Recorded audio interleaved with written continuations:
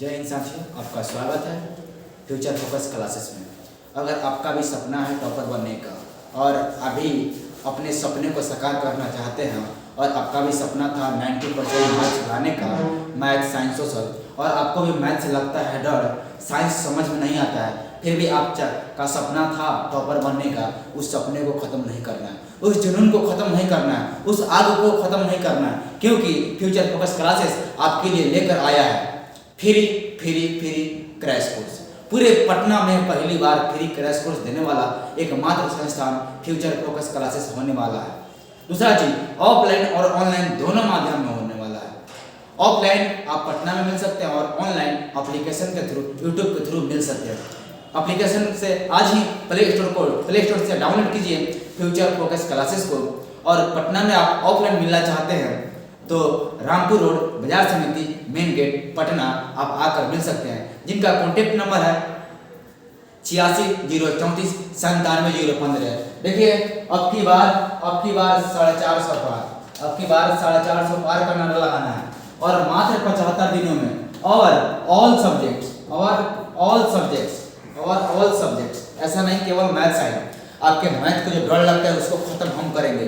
आज आपको समझना है ना, कुछ डेमो चाहिए तो यूट्यूब पर वीडियो पड़ा हुआ है, आप जाइए मैथ को खंगाल कर देखिए। मैथ में हमने real number, polynomial, AP, statics, mathematical बहुलक, प्रोबेबिलिटी पढ़ा दिया। आज का टॉपिक होने वाला है कोऑर्डिनेट ज्योमेट्री, निर्देशांक ज्यामिति। तो आपसे रिक्वेस्ट है, आपसे अनुरोध है कि एक बार जरूर जुड़िए और इस लाभ को उठाइए, इसे आप पाइए। और न्यू बैच स्टार्ट हो रहा है जो बिल्कुल फ्री है। कितना से? 17 नवंबर से, और यूट्यूब पर आप आज ही वीडियो देख सकते हैं। चलिए आइए शुरू करते हैं अपना टॉपिक। आज का टॉपिक होने वाला है कोऑर्डिनेट ज्योमेट्री। यह क्लास 7 के बच्चों को जान जाना बहुत जरूरी है, इसीलिए मैंने लिखा है कोऑर्डिनेट ज्योमेट्री का पहला बेसिक। देखिए हम आपको थ्योरी पढ़ा रहे हैं, आप यूट्यूब पूरा खंगाल लीजिए, थ्योरी कहीं नहीं मिलेगा। हाँ, यूट्यूब पर क्वेश्चन मिलेंगे, ऑब्जेक्टिव सब्जेक्टिव फॉर्म में मिलेंगे, क्वेश्चन बैंक मिलेंगे, थ्योरी नहीं मिलेंगे। लेकिन हम आपसे कहते हैं जिस दिन आप थ्योरी समझ जाइएगा ना, क्वेश्चन का आप लाइन लगा दीजिएगा, आपका इतना औकात हो जाएगा ना, क्वेश्चन बनाना नहीं, क्वेश्चन लिखना सीख जाइएगा। पहले थ्योरी कंप्लीट होना चाहिए, 2 क्वेश्चन से आप कुछ नहीं कर पाइएगा। लेकिन जिस दिन थ्योरी आपका मजबूत हो गया ना, 2 क्वेश्चन है धुआं कर दीजिएगा। आइए हम लोग पहले बेसिक समझते हैं। बेसिक अपना स्ट्रक्चर क्या है, उसको समझते हैं।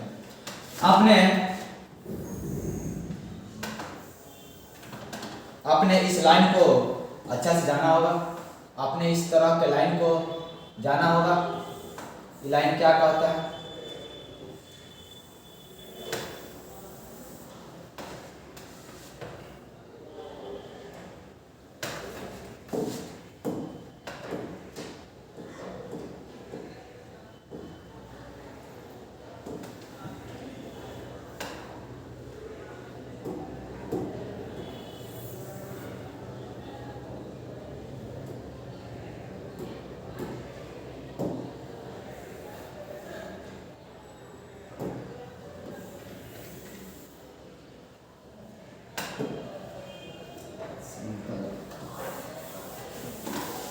इधर लिखना था हमें बेसिक, क्योंकि उधर से हमें जवाब बचाना था। अब देखिए इस लाइन को आपने देखा होगा, बोलिए, इस लाइन को देखा होगा, इस लाइन को जाना होगा। इस लाइन को हम लोग क्या नाम देते हैं, इसे हम आज याद ही करा कर छोड़ेंगे। देखिए इस लाइन को बोलेंगे x डैश, क्या नाम देंगे? कहिएगा सर x, यहाँ होता है o और यहाँ होता है x डैश। उसी प्रकार यहाँ होता है y, यहाँ होता है o और y डैश। और x ox और y ox जहाँ मिलता है उसको नाम देते हैं मूल बिंदु, उसको नाम देते हैं ओरिजिन, मूल बिंदु बोलते हैं। जहाँ x अक्ष और y अक्ष कटिंग करता है उसे बोलेंगे ओरिजिन, उसे बोलेंगे मूल बिंदु। दूसरा चीज, इसमें भी कुछ लाइनें होती है, तो आइए देते हैं।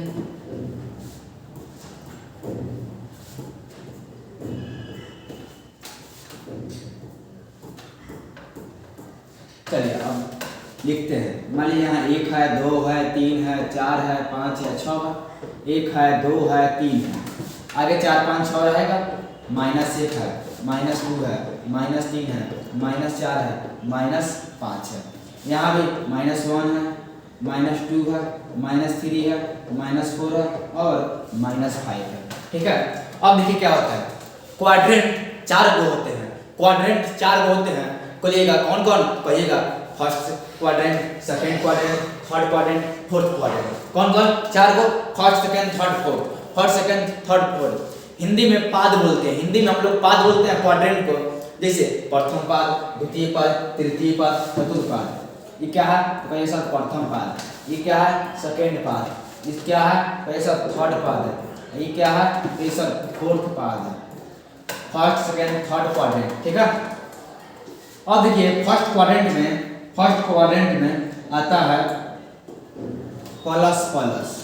क्या आएगा? Plus plus. सेकंड क्वाड्रेंट में आता है माइनस प्लस। थर्ड में आता है माइनस माइनस और फोर्थ में आता है प्लस माइनस। फोर्थ में क्या आता है? Plus minus. फर्स्ट में क्या आएगा? Plus plus. ये बहुत बार एग्जाम में पूछ देता है ऑब्जेक्टिव्स पर। अभी सवाल करेंगे, पहले बेसिक पहले समझते हैं। अब देखिए पहले रहता है x, कब रहेगा y। पहले होता है x, कब होता है y। पहले होगा x, तब होगा y। पहले होगा x, तब होता है y। पहले होता है x, तब होता है y। पहले होता है x, तब होता है y। आपसे कोई पूछेगा कि थर्ड क्वाड्रेंट का x क्या होता है, तो बोलिएगा माइनस। फोर्थ क्वाड्रेंट का y क्या होता है, बोलिएगा सर माइनस। सेकंड क्वाड्रेंट का y क्या होता है, बोलिए सर प्लस। फर्स्ट क्वाड्रेंट का वो x और y दोनों प्लस होते हैं। बोले यहाँ तक कोई दिक्कत नहीं सर? अच्छा, मूल बिंदु का जो कोऑर्डिनेट होता है ना, जो निर्देशांक होता है, उसे हम लोग 0 0 बोलते हैं। उसे हम लोग क्या बोलेंगे? 0 0 बोलेंगे। उसे क्या बोलेंगे? 0 0 बोलेंगे। मूल बिंदु का निर्देशांक 0 0 होता है। अब समझिए, थोड़ा सा एग्जांपल आपको समझा दें। इस मान लीजिए कि क्वेश्चन है -3 एक जब थोड़ा ले लेते हैं पहले। इस x को बोलेंगे भुज, x को बोलेंगे भुज और इस y को बोलेंगे कोटि। मतलब पूरे x को बोलेंगे भुज और पूरे y को बोलेंगे कोटि। x अवशिषा बोलेंगे और y को ऑर्डिनेट बोलेंगे। आपसे कोई पूछेगा -3 और -4 किस क्वाड्रेंट में है, क्वेश्चन देगा कि -2 और 3 किस क्वाड्रेंट में है। क्वेश्चन दे दिया सर 3 - 2 किस क्वाड्रेंट में है। क्वेश्चन आ गया -2 + 2 +3 किस क्वाड्रेंट में है, आपको बताना है। तो कहिएगा सर माइनस माइनस होता है थर्ड में, माइनस माइनस थर्ड में, माइनस प्लस कहिए सर सेकंड में, कहिएगा सर सेकंड में होता है। दूसरा प्लस माइनस होता है सर फोर्थ में, प्लस माइनस फोर्थ में, और प्लस प्लस होता है फर्स्ट में। बोलिए बात समझे कि नहीं समझे? तो समझ में आया ना? तो ऑब्जेक्टिव में बहुत बार पूछता है, बहुत बार पूछता है कि -2 और 3 किस पाद में है, तो बोलिएगा सर माइनस प्लस कहाँ आता है, बोलिएगा सर सेकंड में आता है। याद रहेगा ना? पहले x की y, बोलिएगा सर पहले x। कोई कहेगा किसी बिंदु P का निर्देशांक 2 और 3 है, x का वैल्यू क्या है, तो बोलिएगा सर आपने बोला कोई बिंदु P है, इसका निर्देशांक 2 और 3 है, तो पूछा है कि x बराबर क्या है और y बराबर क्या है, तो आप बताइएगा सर x बराबर 2 है और y बराबर 3 है। पहले x तब y। अच्छा, बात समझ में आ गई। और सवाल दे दिया, अब सवाल दे दिया कि आप बताइए कि कोई बिंदु A है, उसका निर्देशांक 3 - 4 है। आप बताइए कि कोटि क्या है और भुज क्या है। आप कमेंट बॉक्स में आंसर लिखिए, तो आपको देते हैं 10 सेकंड। कमेंट बॉक्स में आंसर लिखिए कि कोई क्वेश्चन है कि कोई बिंदु का निर्देशांक 3 - 4 है, तो आपको बताना है उसका कोटि और भुज क्या है। चलिए, बहुत लोगों का कमेंट आ रहा है। कुछ लोग आ रहा है सर भुज, भुज को बोलेंगे x और y को बोलेंगे कोटि। तो बोलिएगा सर भुज मतलब x यानी 3 और y मतलब कोटि मतलब -4। बहुत लोग का जवाब आ रहा है, तो कमेंट बॉक्स में सही है। अब बात समझ में आ गया ना? अब समझते हैं अब थोड़ा सा कुछ समझते हैं, कुछ थ्योरी समझ लेते हैं। जैसे मान लीजिए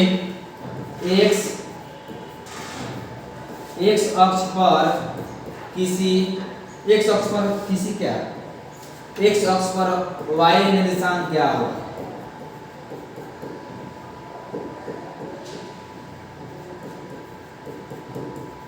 एक्स अक्ष पर वाई निर्देशांक, उसी तरह अगला भी हो गया कि वाई अक्ष पर एक्स निर्देशांक। अच्छा, ओरिजिन यानी मूल बिंदु का निर्देशांक। चलिए 3 का जवाब देते हैं। एक्स अक्ष पर, ये एक्स अक्ष है ना, एक्स अक्ष पर वाई क्या होगा? तो सर ये लाइन में हम जाएंगे तो क्या मिलेगा? तो हमेशा एक्स मिलेगा। वाई क्या मिलेगा? सर वाई नहीं मिलेगा, तो वाई क्या होगा? बताइए सर 0 होगा। इसका कोऑर्डिनेट लिखेंगे तो क्या लिखेंगे? तो लिखेंगे सर x, 0। क्यों? पहले होता है x, कब होता है y। कोई बिंदु P x अक्ष पर है तो P का निर्देशांक क्या होगा? तो बोलिए सर x और 0 होगा, x और 0 होगा, x और 0 होगा।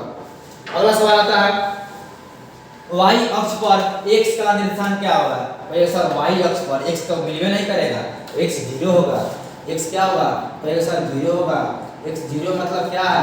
इसका निर्देशांक क्या होगा? तो कहिएगा सर 0 और y। आप कहिएगा सर पहले x 0 लिखा, 0 y लिख दे। क्यों? देखिए हमेशा पहले x तब y आता है। यहाँ x 0 था और y था। कोई बिंदु B है जो y अक्ष पर है, उसका निर्देशांक क्या होगा? तो कहिएगा सर 0 और y होगा, 0 और y होगा। और ओरिजिन का फॉर्मेशन कैसे होता है? एक्स अक्ष y अक्ष, एक्स अक्ष और y अक्ष जहाँ मिलते हैं उसके कटान को ओरिजिन बोलते हैं, मूल बिंदु बोलते हैं। उसके कटान को मूल बिंदु बोलते हैं, उसे कटान को मूल बिंदु बोलते हैं, उसी के कटान को हम मूल बिंदु बोलते हैं। और उसका कोऑर्डिनेट होता है 0 और 0 होता है। बोलिए बात समझ में आया कि नहीं आया? तो कहिएगा सर बात को हम समझ गए, याद रहेगा ना? कोई दिक्कत नहीं ना? कोई बिंदु है P जो x अक्ष पर है, बोलिए उसका निर्देशांक क्या होगा? तो कहिएगा सर x अक्ष पर है तो x पर होता है x रहेगा और y 0। और y अक्ष पर क्या होगा? तो कहिएगा सर y अक्ष पर x 0 और y रहेगा। मेरे कहने का मतलब है कि लड़का का शादी है तो लड़का का होना जरूरी है। लड़का का दादा, मौसा, फूफा, जीजा हो या ना हो, शादी होगी कि नहीं होगी? होगी, शादी होगी। इसका मतलब है जो चाहिए वो रहेगा। एक्स अक्ष चाहिए, एक्स अक्ष रहेगा, वाई अक्ष चाहिए तो वाई रहेगा। अगला 0, कोई दिक्कत नहीं। बोलिए ओरिजिन का निशान कितना? कहिएगा सर 0 0 होता है।